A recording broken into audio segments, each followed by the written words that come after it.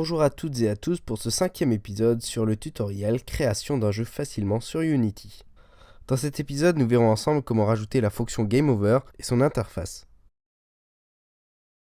Alors dans un premier temps, on va créer l'interface du GameOver qui sera un petit peu plus complexe que celle du bouton pause. Donc pour ça, on fait clic droit, on crée un UI panel comme pour le bouton pause. On va le centrer. On va lui mettre une taille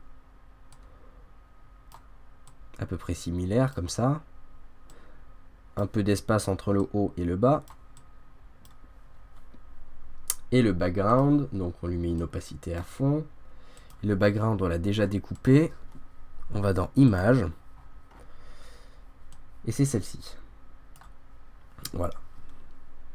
Alors on redimensionne juste un peu.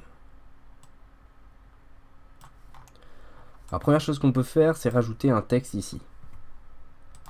On va renommer par contre notre panel, on va l'appeler GameOver Panel. GameOver Panel. On lui rajoute un texte. UI texte qu'on va appeler Title. On va mettre dans ce texte Game Over. On va bien le positionner tant qu'à faire. On lui met pareil, on s'occupe de lui mettre ses encres au bon endroit, avec les petites flèches, je rappelle. On lui met son best fit à 100. On lui met un bon alignement, voilà. Alors du coup, l'alignement n'est pas très bon. On va remonter un petit peu le texte. Voilà. Du coup, pareil, les encres, on les remonte un peu. Voilà, une fois que ça c'est fait, pareil, on prend, comme pour le bouton pause, comme pour le panneau pause, on prend le font et on lui glisse à la place d'Arial. Et donc on a notre police d'écriture qui est bien celle qu'on a définie avant. Ensuite, dans le panneau Game Over, ce qu'on aimerait rajouter, c'est afficher tous les coins qu'on a, afficher également le score qu'on a fait. Donc ça, le score, on l'implémentera sûrement dans la prochaine vidéo, mais il faudra prévoir du coup un champ pour la pause. Et ensuite, le bouton Restart, le bouton Home et le bouton qui va vers la boutique. Donc je vais m'occuper de faire tous ces panels là.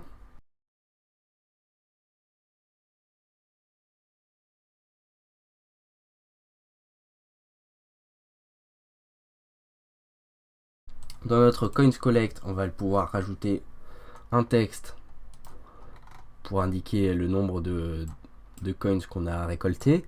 Et également mettre un petit logo, le logo de notre coin. Donc première chose, UI, image. On va rajouter l'image de notre pièce.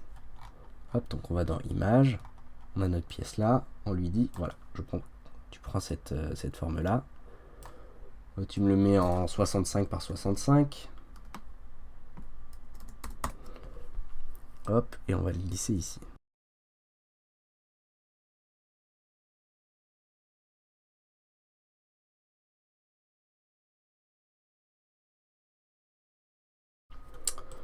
On rajoute un texte, on lui met 0, on lui donne comme couleur blanc, on lui donne sa police d'écriture, on lui dit best fit, tu me donnes un best fit de 100. Ouais, ah oui, alors, voilà, j'ai oublié ça. Best fit de 100, c'est pas mal. Et tu t'es aligné, ah non, t'es vers la droite, mais t'es aligné vers le centre par contre, voilà. On met bien les encres. Et voilà, première icône, c'est fait. On va s'occuper maintenant du panneau. Alors hop, je renomme coin collect txt. Voilà. Et maintenant on peut s'occuper du panneau qui gère le score. Donc là c'est un peu moins compliqué. On va lui mettre un panneau. On lui met une opacité à fond. On lui met l'image dans image. Voilà. On lui met cette image là. On la réduit bien comme il faut.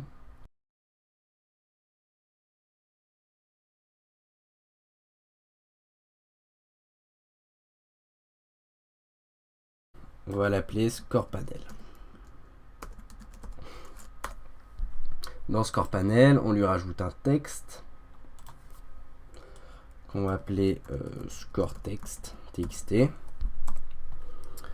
On lui met bien à la bonne taille, comme ça, comme ça. On met bien les encres.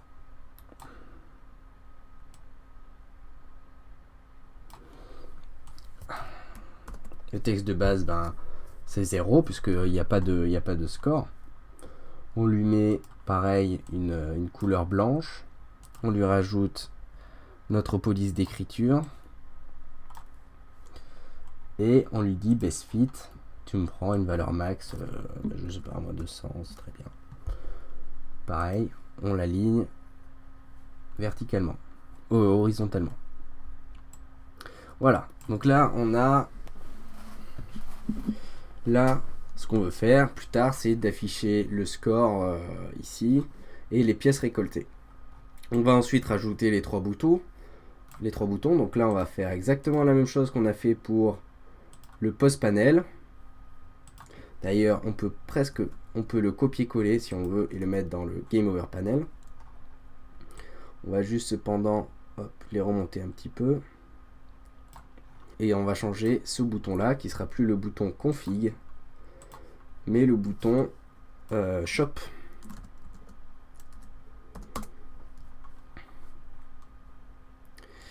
Et dans nos images,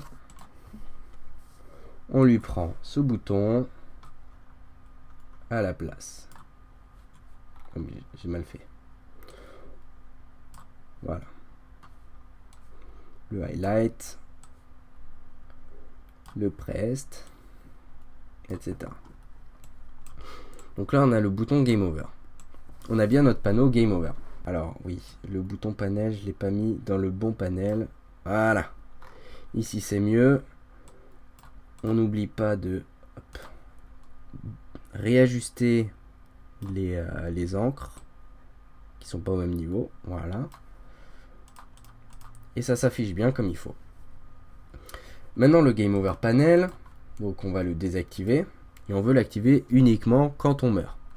Donc quand on meurt, c'est quoi? C'est quand on va tomber dans un trou. Mais également quand le monstre va nous atteindre. Donc on va d'abord s'occuper de quand on va arriver dans un trou. On va create empty et on va l'appeler on va l'appeler comment? Killzone. Killzone, c'est très bien. Killzone, on va lui rajouter une box de collision 2D qu'on va éditer quand même, on va la faire un peu plus grande. Et on va la placer au niveau du trou. La box collider, on lui met en isTrigger. On va lui ajouter un script. Script. On va l'appeler Killzone. Et ce script, ce qu'il va faire, eh bien, il va void onTriggerEnter Enter 2D. Quand le joueur va rentrer en collision avec la zone, eh bien, on va créer une fonction dans le Canvas Manager qui s'appellera Game Over.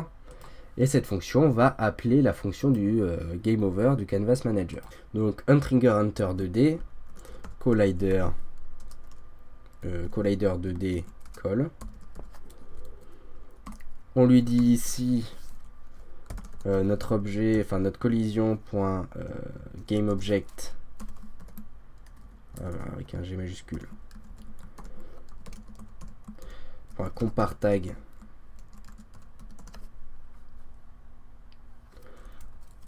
et que c'est bien le player qui rentre en collision avec la killzone, eh bien on va exécuter la fonction GameOver. Alors GameObject avec un G minuscule, en fait, je viens de vérifier. Hop. on va du coup rajouter un public game object avec un G majuscule cette fois-ci, et on va l'appeler canvas. Et on va prendre notre canvas, on va lui faire .get component. On va appeler le script canvas manager. Donc hop, on va récupérer le nom carrément. Canvas manager. Et tu m'exécutes la fonction game over. Voilà. Donc là, on va dans notre canvas manager. Il ne faut pas oublier de lui rajouter une fonction public void game over. Le public void game over, il va afficher notre panneau game over. Il va enlever. Alors hop, je vais l'afficher carrément à l'écran. Donc notre fonction game over, elle va prendre notre game over, l'afficher, prendre le bouton, le faire disparaître. Tac. Donc ça, c'est pas trop difficile. On va juste rajouter un public game object. Hop là, c'est pas ça que je voulais faire. C'est buttons. Tac. On va rajouter un public game object qu'on va appeler game over panel.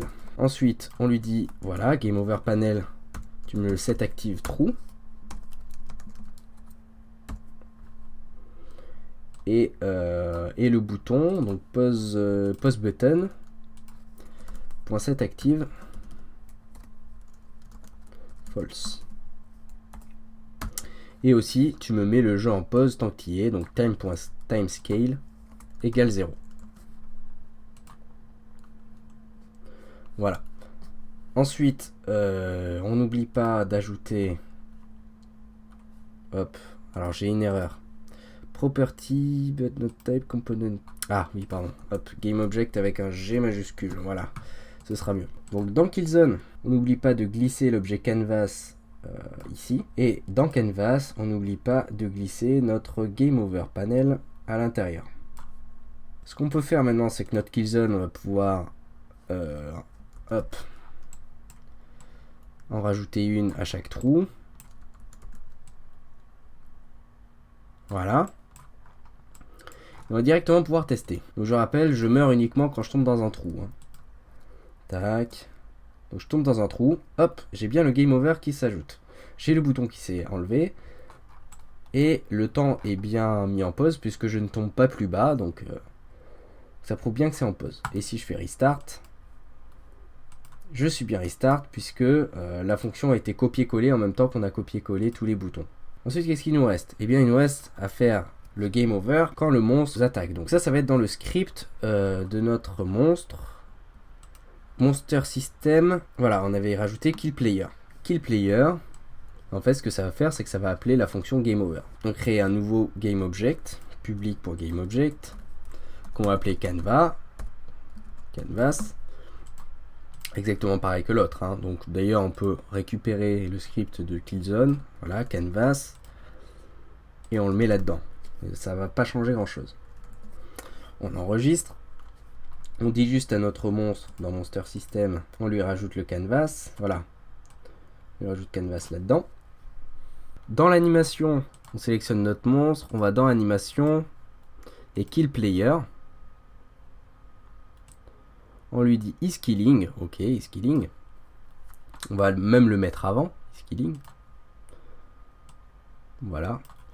Et on va faire add property, script. Et on va lui mettre enable. Et on va lui dire à la fin, ok, t'es enable, mais à la fin, je te disable. Comme ça, ça va exécuter qu'une seule fois le game over. Parce qu'après, il sera disable, donc il s'affichera plus. Donc là, si on essaye, je pense que ça va marcher. Alors à moins que j'ai oublié d'autres trucs, mais normalement, hop, je me fais attaquer, boum, j'ai le game over, le temps qui se met en pause, etc. Alors ce que je vais faire, je vais améliorer un petit peu l'animator. J'avais oublié un petit truc, un petit bug. Parce qu'on va mettre Gritter ici, Gritter 2. Parce qu'en fait, je viens de remarquer un bug, c'est que lorsqu'on se faisait toucher 3 fois pendant les animations, notre monstre ne nous attaquait pas. Enfin, il revenait en arrière, du coup, il savait plus quoi faire. Alors, j'ai amélioré un petit peu l'animation de mon monstre. J'ai modifié en fait cette animation. Je lui ai rajouté un as exit time, je lui ai mis à 0,75. Et je lui ai mis greater than 0. Donc au-dessus de 0, j'affiche la transition suivante. Et pour cette transition, j'ai mis au-dessus de 1, donc quand c'est égal à 2, 3, 4, 5, tu m'affiches cette transition. Ce qui fait que si je me fais toucher 2-3 fois ici, eh bien ça affichera la transition suivante, donc l'animation où je me fais tuer. Or avant, si je me faisais toucher 2-3 fois, eh bien ça ne pouvait plus afficher cette animation puisqu'elle n'était pas égale à 2. Donc ça a été corrigé, du coup j'ai pu voir qu'il y avait un petit bug là-dessus, donc maintenant c'est corrigé. Maintenant on va récupérer le coins panel qu'on a ici et lui mettre à la place. On va le mettre en haut à droite. Alors coin de monte et coin text, on enlève. Tac, tac. Le coin panel, le coin collected, hop, on va le mettre ici. Et on va lui mettre des encres en haut à droite. Et on va aussi pas oublier de prendre le texte, icon collect text, et lui mettre le tag coinamount. Et maintenant, si je relance le jeu, ça s'affiche bien comme il faut. 1, 2, 3, 4, 5, 6, 7, tac, 11, et voilà. Alors ce qu'il faut faire aussi, c'est lui ajouter le script qu'on avait fait pour le coinamount. Donc il doit s'appeler coinamount. On va dans script. On a bien le script coinamount, voilà. On lui rajoute. Maintenant, quand on a un game over, je veux en fait que le coinamount il affiche 0 dès le début. Donc dans le script, au lieu de mettre ça, au lieu de récupérer les variables du joueur, hop, on lui dit que tu commences à 0. Voilà, direct. Ensuite, coinamount, on va aussi lui rajouter une fonction void public. Void. Et on va l'appeler saveCoin. La fonction saveCoin, elle va faire en sorte que elle sera appelée lors du game over et elle va enregistrer tous les coins qu'on a récoltés avant. Donc en fait, ce qu'elle fait, c'est qu'elle va faire playerpref.coins est égal. On va récupérer la variable joueur. Donc on fait un int, on va l'appeler coin already collected. C'est égal à notre variable coinTheMount, donc ce qu'on avait avant. Et on lui dit, voilà, maintenant, les nouvelles pièces que j'ai récoltées, c'est les pièces que j'avais déjà récoltées avant, donc coins already collect, plus mon texte, plus les coins que j'ai récoltés et qui sont affichés dans mon texte. SaveCoin, maintenant, on va l'appeler dans la variable GameOver, donc dans notre Canvas Manager. On va rajouter pareil un GameObject. Hop. Coin text. Coin panel, tiens. Coin panel txt. Qui correspondra du coup à ce panneau. Et dans GameOver, on lui dit que CoinPanel.txt, tu me get component,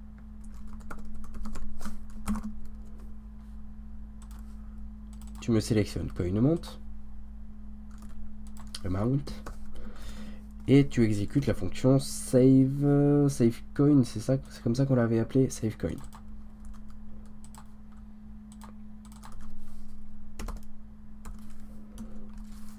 Voilà. Donc du coup, ça va enregistrer les coins qu'on aura récoltés. Donc maintenant, ça, on n'en a plus besoin carrément. Dans notre canvas, on lui donne à manger notre coins collect txt. Et dans canvas, on lui rajoute encore un public GameObject. Cette fois-ci, c'est le texte qu'il y a dans le panel du GameOver. Donc, GameOver CoinText. Et le GameOver CoinText, on lui met un getComponentText. On n'oublie pas de rajouter un using.unityEngine .ui, sinon il va pas le trouver, le texte. Et dans son texte, on lui dit, on va dans coins amount, on récupère player pref getInt, voilà. Il faut pas oublier de lui dire que c'est une string qu'on lui donne, donc hop, on lui rajoute plus des guillemets. Dans Canvas, on a le Game Over Coins qui s'affiche ici, on lui donne celui de notre panel, donc coin collected txt. On lui donne. Et maintenant, si on se fait toucher, donc on va pouvoir récolter des coins à chaque fois dans notre niveau. Voilà, on en a récolté 13. Et si on meurt, on en a 17, parce qu'il y en avait déjà 4 qu'on avait récolté. Donc 4 plus 13, ça fait 17. Si on relance le jeu, pareil, on récolte 13. Voilà, et là, on en a 30. Donc ça, c'est le nombre total de pièces qu'on aura récolté dans toutes nos parties, dans tout le jeu. Et bien à présent, le tutoriel touche à sa fin. On a pu voir ensemble comment rajouter la fonctionnalité de Game Over. Dans l'épisode suivant, nous verrons comment ajouter le score et nous ajouterons aussi de nouvelles animations pour notre monstre. J'espère que mon travail vous aura intéressé et que vous aura donné envie de programmer votre propre jeu Unity. Je vous dis à bientôt pour le prochain épisode. Ciao!